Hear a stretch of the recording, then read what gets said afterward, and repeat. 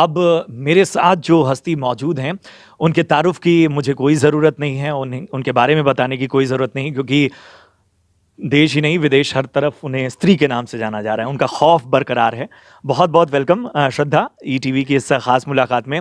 एक डर कायम कर दिया आपने, और केवल मर्दों को ही नहीं, औरतों को भी डर लगने लगा है कि अब दोबारा कहीं स्त्री ना आ जाए। लेकिन सबसे खूबसूरत बात यह है कि आपकी फिल्म ने एक असर कायम किया है, और लोगों को इस फिल्म ने एक भरोसा दिया है कि बहुत सारी बातें ऐसी हैं जो हमारे गांव कस्बों में कहानियां हैं, वो आगे आने वाली हैं, और एक और खास फिल्म के साथ आप आ रही हैं। तो सबसे पहले बधाई आपको स्त्री के लिए। और बत्ती गुल मीटर चालू, ललिता नौटियाल एक और खास किरदार, जरा इसके बारे में बताएं। पहली बात तो ये है कि thank you very very much. एक तो आपकी ज़बान बहुत साफ़ है। शुक्रिया। एंड जी बिल्कुल, अभी एक और फिल्म रिलीज़ हो रही है। उम्मीद है कि लोग उससे भी ढेर सारा प्यार दें। I hope that they all really enjoy it. और जी इस फिल्म में स्त्री से बहुत अलग किरदार है। इस फिल्म में आई थिंक कि बहुत ऑपोजिट है स्त्री के।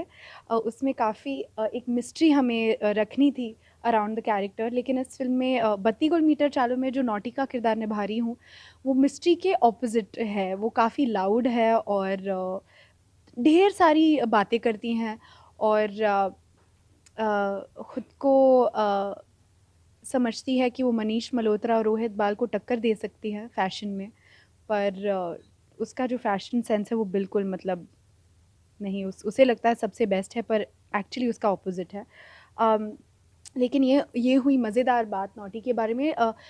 फ़िल्म जो है वो एक बहुत ही जो आज एक रेलेवेंट टॉपिक है, जो मुद्दा है हमारी कंट्री का, जो बिजली की जो समस्या है ख़ास तौर से छोटे शहरों में, उसके बारे में हमारी फ़िल्म है। जो कहानी है 3 दोस्तों की कहानी है। बिल्कुल। और जो दिव्येंदु का कैरेक्टर जो है त्रिपाठी, वो कैसे जब उसे एक गलत गलत बिजली का बिल भेजा जाता है, कैसे वो उसका रिएक्शन कैसा होता है, किस तरह की प्रॉब्लम होती है उससे।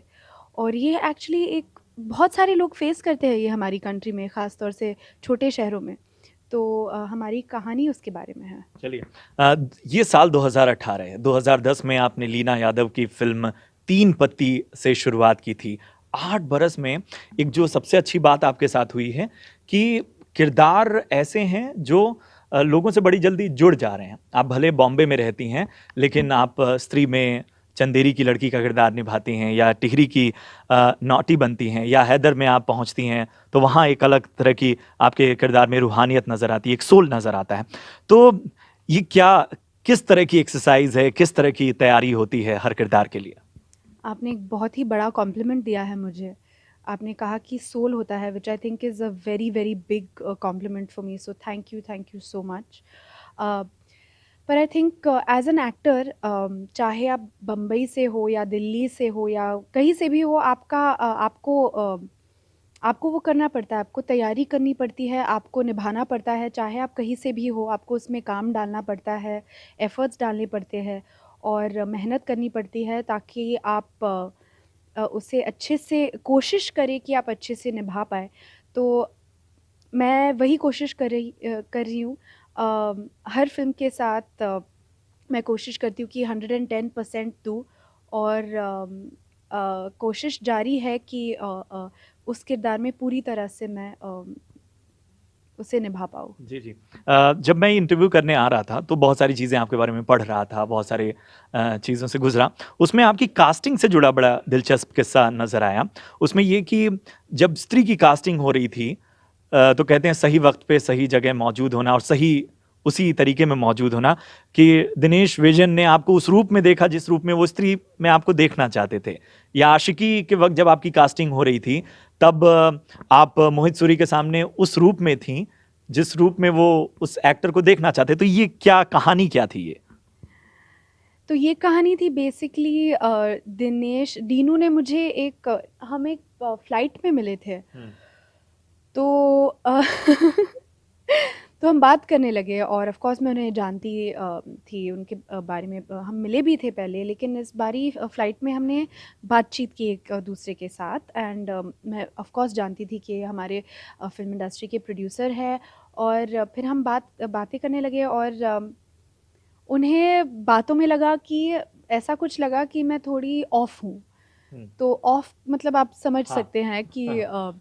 तो उन्होंने मुझसे ये बात भी कही, उन्होंने कहा कि तुम ऐसी हो।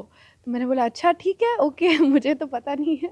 पर उन्होंने ये कहा और फिर उन्होंने कहा मुझे कि फिर उसके बाद ऑफ़ कोर्स थोड़े टाइम के बाद उन्होंने मुझे स्त्री ऑफ़र की।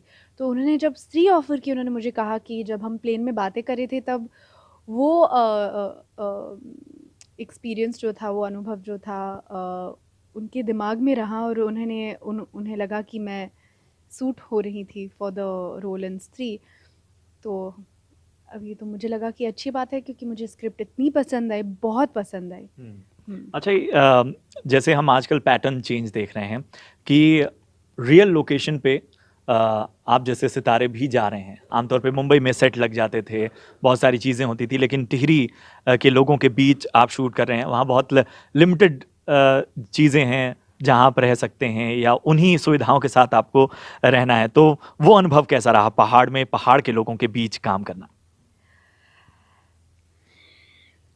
बहुत ही कमाल का अनुभव रहा। मेरा मन ही नहीं कर रहा था कि मैं वापस घर आऊँ। नेचर में हम शूट कर रहे थे और जैसे शहर में जो क्या कहते हैं वो स्पीड वाली, भाग-दौड़, हाँ। रफ़्तार वाली ज़िंदगी होती है, उससे बहुत अलग है। उत्तराखंड में हमने शूट किया तो ऐसा बहुत सुकून महसूस हुआ। तो बहुत ही कमाल का एक्सपीरियंस रहा। अच्छा हाल-फिलहाल आप हैदराबाद बाउंड हो चुकी हैं। साइना नेहवाल की बायोपिक आप कर रही हैं, जो कि हैदराबाद में ही रहती हैं। साहो आपने रामोजी फ़िल्म सिटी हैदराबाद में बहुत शूट किया है। तो हैदराबाद का अपना एक्सपीरियंस बताइए कि क्या कुछ आप साइना नेहवाल के घर भी गई हुई थीं? जी, बिल्कुल, बिल्कुल। हैदराबाद एक्चुअली अभी मेरा दूसरा घर बन चुका है और पहली बार एक तेलुगु और हिंदी फ़िल्म कर रही हूँ। बहुत ही नया अनुभव है। पहली बार एक अलग भाषा में बात कर रही हूँ, अलग भाषा में एक्ट कर रही हूँ। तो चैलेंजेस तो रहते हैं, लेकिन बहुत ही इंटरेस्टिंग भी एक्सपीरियंस चल रहा है अभी तो फ़िलहाल। रही बात साइना की बायोपिक की तो आई मीन हमारे कंट्री की इतनी बड़ी यूथ आइकॉन, बैडमिंटन चैंपियन, उनकी जो जर्नी रही है वो बहुत कमाल की रही हैं। तो रिस्पॉन्सिबिलिटी बहुत ज़्यादा है, तैयारी पिछले साल से चालू है और मेरे लिए सबसे ज़्यादा फ़िज़िकली चैलेंजिंग फ़िल्म है साइना। तो मेहनत जारी है और उम्मीद है कि सबको पसंद आए। अच्छा ये आखिरी सवाल है मेरा। कुछ वक़्त पहले हमने आपके और ऋतिक के बीच में एक ट्वीट एक्सचेंज देखा था। किसी फ़िल्म को लेके या पता नहीं क्या था, वो सीक्रेसी क्या थी, वो आप दोनों ज़्यादा बेहतर बता पाएँगे। किसी कॉमेडी स्क्रिप्ट को लेके उन्होंने आपको ट्वीट किया और बाकी चीज़ें, तो ज़रा उस बारे में क्या कुछ था या कुछ आने वाले वक़्त में हम देख सकते हैं? आई थिंक कि वो बहुत स्वीटली उन्होंने रिप्लाई किया और मैं ऋतिक की बहुत बड़ी फ़ैन रही हूँ और बहुत बड़ी बात होगी अगर उनके साथ एक फ़िल्म करने का मौका मिलेगा। तो उम्मीद कर रहे हैं हम ऑफ़ कुछ? कोर्स डेफ़िनेटली उम्मीद तो हमेशा रखती हूँ। चलिए